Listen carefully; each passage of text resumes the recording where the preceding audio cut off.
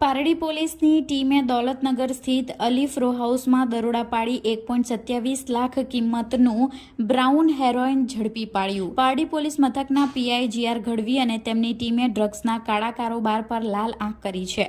બાતમીના આધારે પોલીસે દૌલતનગર સ્થિત અલીફ રો હાઉસમાં દરોડા પાડી રૂપિયા 1.27 લાખ કિંમતનું 6 ગ્રામ 380 મિલીગ્રામ બ્રાઉન હેરોઇન ઝડપી પાડ્યું છે।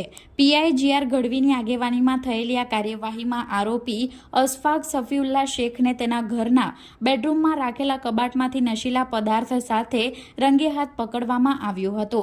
પોલીસે ડ્રગ્સ ઉપરાંત 2 મોબાઈલ ફોન સહિત કુલ રૂપિયા 1.53 લાખનો મુદ્દામાલ જપ્ત કર્યો છે। તપાસમાં ખુલ્યું છે કે આ જથ્થો વડોદરાના બાજ સરદાર નામના શખ્સ પાસેથી લવાયો હતો, જેને હાલ વોન્ટેડ જાહેર કરાયો છે।